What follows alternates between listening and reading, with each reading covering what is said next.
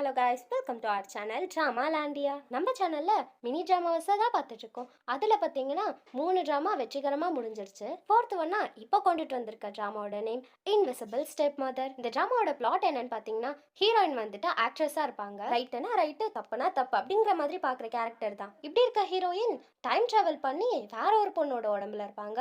அந்த பொண்ணு இருப்பாங்க இல்லையா, அவங்க வந்துட்டு ஒரு 3 பசங்களுக்கு ஸ்டெப் மாமா இருப்பாங்க. அதாவது அந்த 3 பசங்களையுமே கொடுமைப்படுத்துறாங்க. இந்த உடம்புக்குள்ள போயிட்டு ஹீரோயின் எப்படி எப்படிலாம் பண்றாங்க, எவ்வளோ ஃபன்னியா இருக்க போகுது, இதை பத்தி தான் இருக்க போகுது. அதுக்கு முன்னாடி இந்த சேனல் பிடிச்சிருந்தது அப்படின்னா சப்ஸ்கிரைப் பண்ணிடுங்க. அந்த வீடியோ பிடிச்சிருந்ததுன்னா லைக் போடுங்க. நீங்க போடுற லைக் தான் வந்துட்டு மற்ற எல்லாருக்குமே இந்த வீடியோ ரெக்கமெண்ட் ஆகும். மறக்காம ஷேர் பண்ணவும் மறந்துடாதீங்க. சரி, ஓகே, அதிகமா பேசாம வாங்க வீடியோக்குள்ள போகலாம். ஓப்பனிங் சீன்லயே ஷூட்டிங் ஸ்பாட்டை தான் காமிக்கிறாங்க. ஹீரோயின் இருப்பாங்க இல்லையா, அவங்க வந்துட்டு வேற ஒரு பொண்ணை அடிக்கிற சீன் தான் இருக்கு. அந்த சீன் ஹீரோயின் கரெக்டா பண்ணாலும் வேணும்ட்டே டேக் வாங்கிக்கிட்டே இருக்காங்க. அந்த பொண்ணை செமையா அடிச்சிட்டு இருக்காங்க. ஏன்னு பாத்தீங்கன்னா, இதுக்கு முன்னாடி வாஷ்ரூம்ல இருக்கும்பொழுது அடி வாங்கினாங்க இல்லையா, இந்த பொண்ணு வந்து ஹீரோயினை பத்தி தப்பு தப்பா பேசியிருப்பாங்க. அவங்களுக்கு ஆக்டிங்கே தெரியாது, அவங்க இன்ஃப்ளூயன்ஸ் மூலியமா தான் இந்த ரோல் கிடைச்சது அப்படின்னு. ஸோ இதுக்காக பழி வாங்கணும் தான் அடிச்சிருக்காங்க. அந்த சீன்லாம் முடிஞ்சதுக்கு அப்புறமா ஹீரோயின் இவங்க தான் உங்களுக்கு பசங்களா நடிக்க போறாங்க, இவங்க கூட மிங்கிள் ஆகிக்கோங்க அப்படின்னு டைரக்டர் சொல்ல ஹீரோயின் பேசதான் ஸ்டார்ட் பண்ணிருப்பாங்க. அதுக்குள்ள அந்த 3 பேரும் சைக்கிள் கேப்ல அசிங்கப்படுத்தி விடுறாங்க. இவங்க கூட மிங்கிள் ஆகி எப்படிதான் நான் இவங்களுக்கு அம்மாவா நடிக்க போறணும் அப்படிங்கிற மாதிரி தான் நினைக்கிறாங்க ஹீரோயின் கூடவே இருக்காங்க இல்லையா, இவங்க தான் வந்து இவங்களோட மேனேஜர், பெஸ்ட் ஃப்ரெண்ட். எல்லாமே கார்ல போயிட்டு இருக்கும் பொழுது எஃப்எம்ல ஒரு நியூஸ், 10 வருஷத்துக்கு ஒரு டைம் இப்போதான் சந்திர கிரகணம் வருது அப்படிங்கிற மாதிரி சொல்ல ஹீரோயினும் படுத்து தூங்குறாங்க.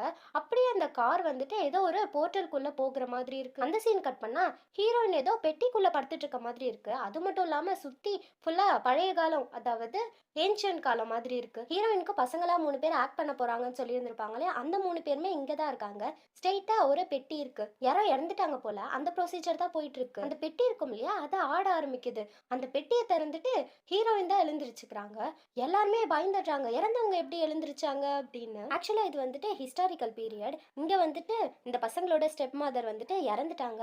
இவங்களோட உடம்புல தான் பிரசன்ட்ல இருக்க ஹீரோயின் வந்திருக்காங்க. ஹீரோயின் சுத்தி முத்தி பாக்குறாங்க.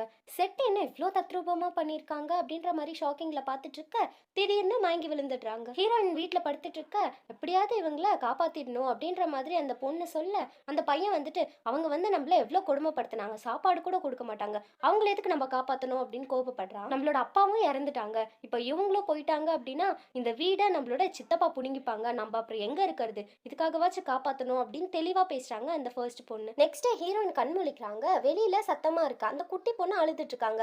ஏன்னா இவங்க வீட்டுல இருக்க திங்ஸ் எல்லாத்தையுமே அந்த சித்தப்பாக்காரங்க இருக்காங்க இல்லையா, அவங்க எடுத்துட்டு போறாங்க. நேத்திக்கு நைட்டு இந்த சின்ன பசங்க கூட இந்த சித்தப்பா வந்துட்டு கான்ட்ராக்ட் போட்டிருப்பாங்க.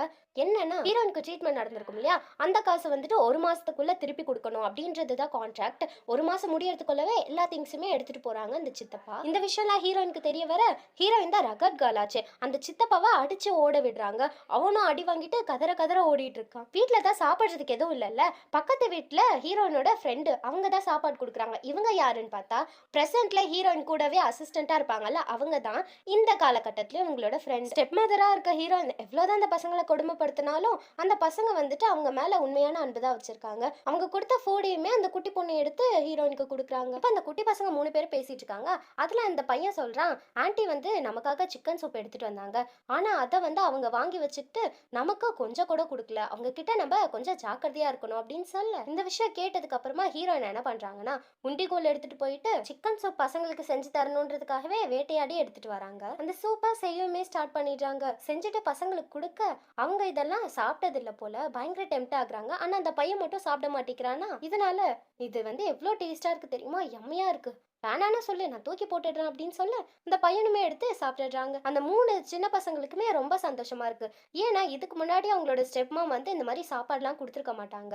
இவங்க இப்படி பண்றாங்களேன்னு கூட ஆச்சரியமா இருக்கு. இதே டைம்ல அந்த சித்தப்பா இருப்பாங்க இல்லையா, அவங்க யாருக்காகவும் வெயிட் பண்ணிட்டு இருக்க மாதிரி இருக்கு.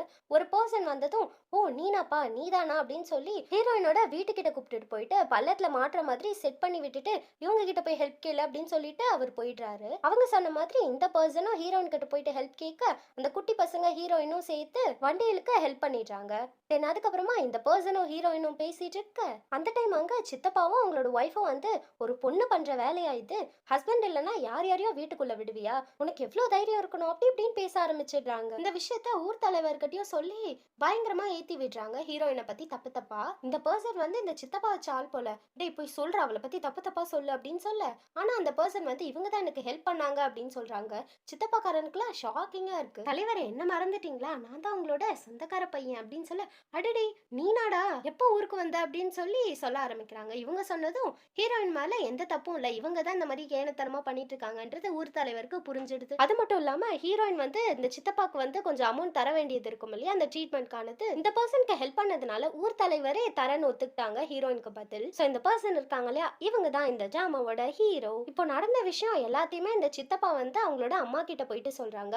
அவங்க அம்மா வந்து ஹீரோயினை நினைச்சு கடுப்பாக்குறாங்க. ஆக்சுவலா அந்த சித்தப்பாவோட அம்மா இருக்காங்க இல்லையா இவங்க தான் வந்து ஹீரோயினோட மாமியார். அதாவது ஹீரோயினோட ஹஸ்பண்ட் இருந்திருப்பாங்க இல்லையா இறந்துட்டாங்க, அவங்களும் இந்த சித்தப்பாக்காரங்களும் பிரதர்ஸ். அந்த பாட்டிக்கு அவங்களோட பையன் வந்து செகண்டா இந்த பொண்ணை மேரேஜ் பண்ணது அவங்களுக்கு பிடிக்கல, அதனால இந்த பொண்ணை எப்படியாவது பழி வாங்கணும்னு தான் சுத்திட்டு இருக்காங்க. ஸோ இதோட இந்த ட்ராமாவோட ஃபர்ஸ்ட் பார்ட் முடியுது. இந்த ட்ராமா பிடிச்சிருந்தது அப்படின்னா லைக் போடுங்க, இந்த சேனல் பிடிச்சிருந்ததுன்னா சப்ஸ்கிரைப் பண்ணுங்க, மறக்காம ஷேரும் பண்ணிருங்க. நான் உங்களை நெக்ஸ்ட் வீடியோல வந்து பார்க்குறேன். பாய்.